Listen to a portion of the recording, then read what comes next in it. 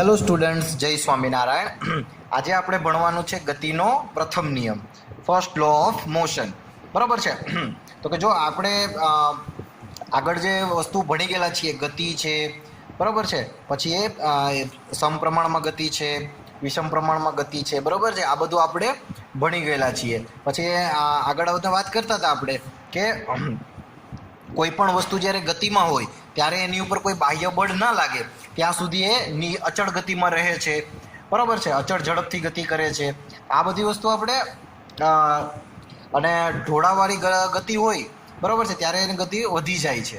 હવે તમે ભણવાના છો કે સંતુલિત ગુરુત્વ બળને કારણે નીચે તરફ ગતિ કરે છે, નીચે પહોંચતા સુધીમાં એક નિશ્ચિત વેગ પ્રાપ્ત કરે છે, અને બીજી બાજુ ઉપર તરફ ગતિ કરે છે.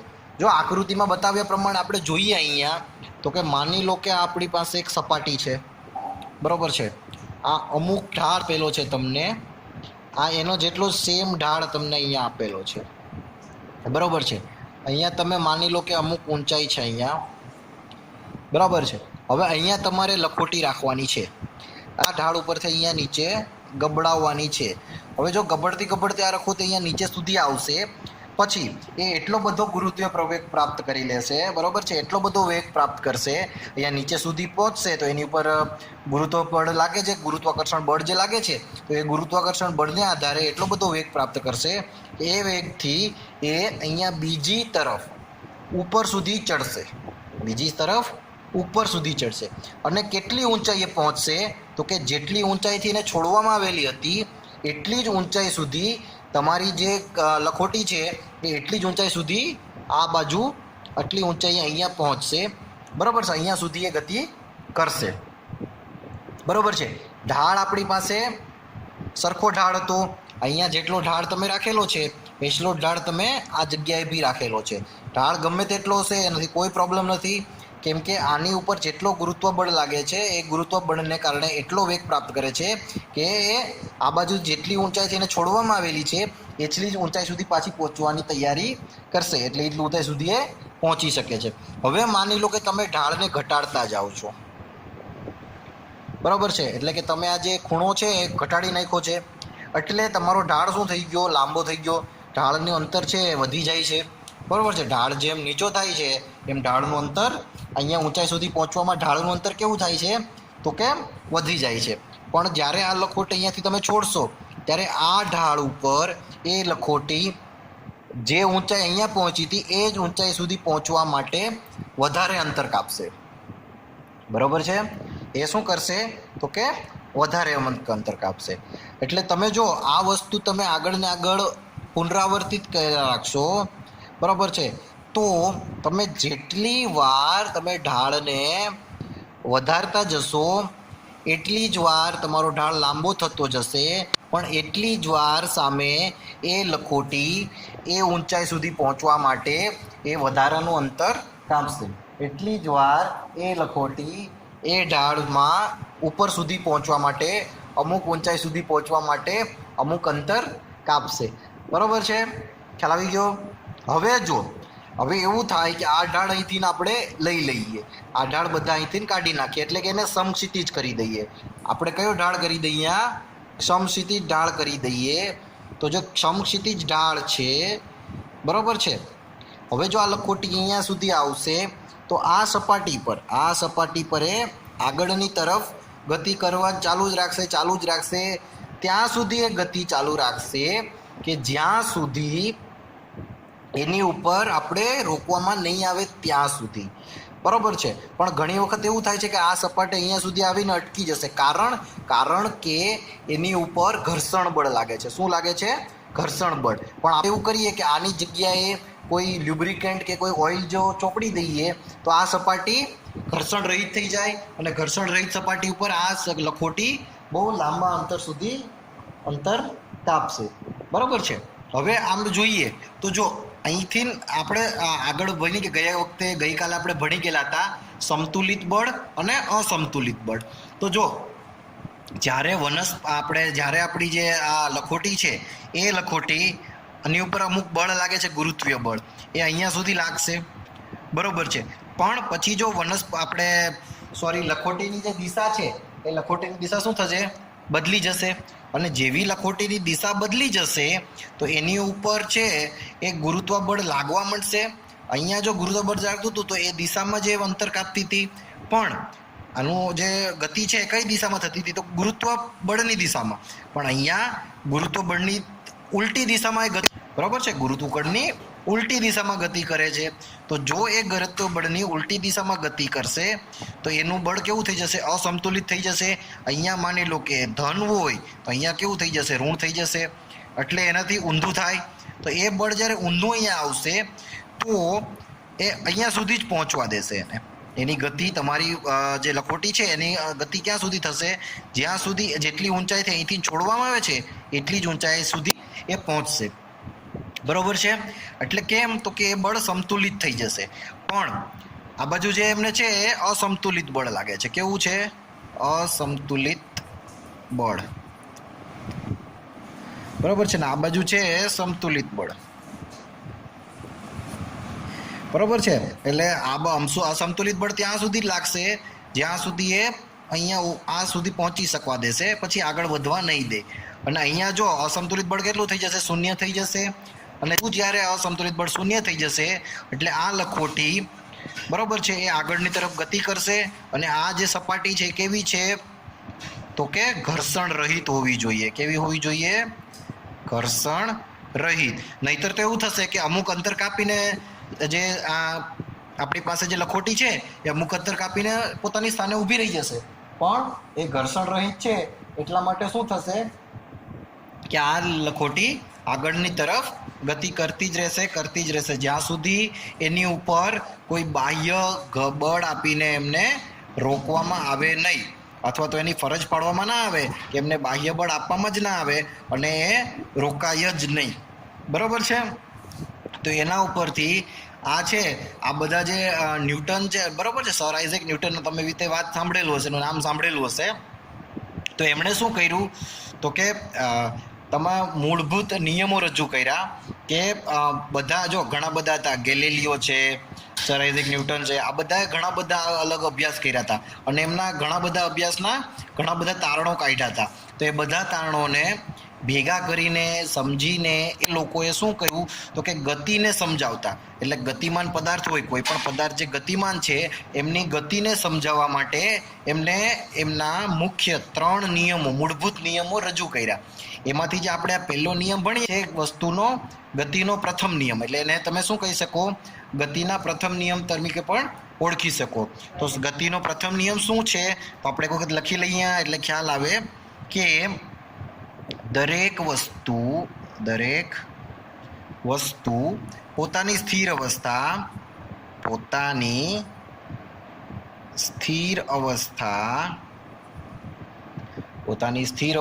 કે સુરેખ પથ પર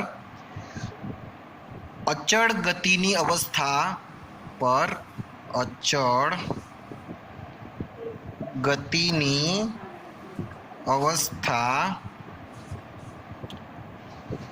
જાળવી રાખે છે, બરોબર છે.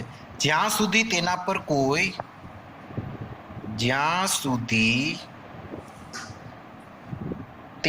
પર કોઈ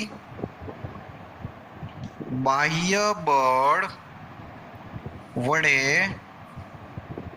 અવસ્થા બદલવાની ફરજ ન પડે, બરોબર છે. એટલે જો એક વખત પાછું કે દરેક વસ્તુ પોતાની સ્થિર અવસ્થા કે સુરેખ પથ પર અચળ ગતિની અવસ્થા જાળવી રાખે છે. ક્યાં સુધી? તો કે જ્યાં સુધી તેના પર બાહ્ય બળ વડે અવસ્થા બદલવાની ફરજ ના પડે. કે એટલા માટે જોઈએ અહીંયા પાછું કે જો આ અમુક બળથી અમુક ગતિ સુધી અહીંયા ગતિમાન હતું અહીંયા સુધી, પછી એ આ બાજુ બી ગતિમાં આવશે, પણ એનું ગતિ ક્યારે શૂન્ય થઈ જશે, એટલે અહીંયા ક્યારે અટકી જશે? જ્યારે એની ઉપર કોઈ બાહ્ય બળ લાગે છે. અહીંયા એની ઉપર શું લાગે છે? ગુરુત્વાકર્ષણ બળ લાગે છે. તો એ બળને આ લીધે એ પોતાની ગતિ અહીંયા સુધી જ જાળવી રાખે છે, પછી એ અટકી જાય છે. એટલા માટે જ એવું કહી શકાય કે દરેક વસ્તુ પોતાની સ્થિર અવસ્થા કે માની લો કે કોઈ વસ્તુ એક જગ્યાએ પડેલી છે અથવા તો એ અચળ ગતિમાં છે, એક ધારી એ રીતના જાય છે, બરોબર છે. તો જો કોઈ પણ વસ્તુ સ્થિર પડેલી હોય કે અચળ ગતિમાં હોય ત્યારે એ વસ્તુની ગતિની અવસ્થા બદલવા માટે હંમેશા બાહ્ય બળની જરૂર પડે. માની લો કે તમારી સાયકલ, તમે ઉપર ઊભા છો સાયકલ લઈને, તો એ સાયકલ પર તમે ત્યાં સુધી ઊભા રહી શકો જ્યાં સુધી તમે એના ઉપર પેડલ મારો નહીં. જો તમે એની ઉપર પેડલ મારી અને સાયકલને ચલાવો તો તમે તમારી ગતિને શરૂ કરી શકો, એટલે સ્થિરમાંથી ગતિમાન અવસ્થામાં આવી શકાય. બરોબર છે, ખ્યાલ આવી ગયો? ઓકે. હવે જો બીજું કે આપણે બીજી અલગ ભાષામાં ને કહીએ તો કે બીજા શબ્દોમાં દરેક વસ્તુ પોતાની ગતિની અવસ્થામાં થતા પરિવર્તનનો વિરોધ કરે છે. બરોબર છે, તો લખીએ દરેક વસ્તુ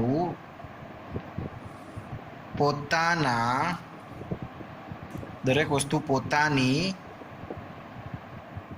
ગતિની અવસ્થામાં થતા પરિવર્તનનો વિરોધ કરે છે. માની લો કે આ પેન અહીંયા પડેલી છે, જો આપણે પેનને ધક્કો મારીએ છીએ તો એ પરિવર્તનનો શું કરે છે?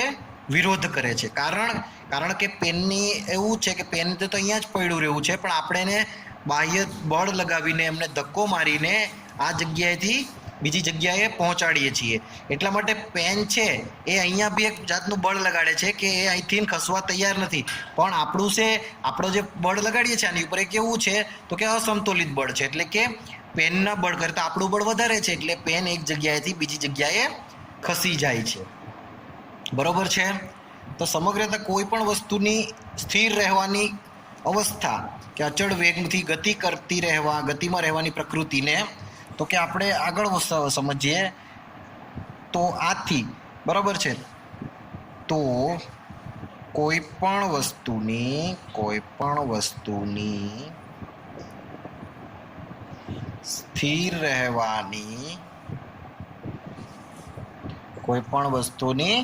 સ્થિર રહેવાની કે અચળ ગતિમાં રહેવાની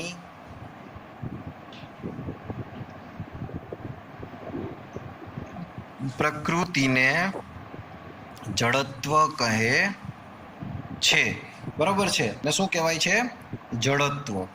એટલે જે આપણો નિયમ છે, બરોબર છે, આપણે વાત કરીએ કે ગતિનો પ્રથમ નિયમ, તો આને કહી શકાય જડત્વનો નિયમ પણ કહી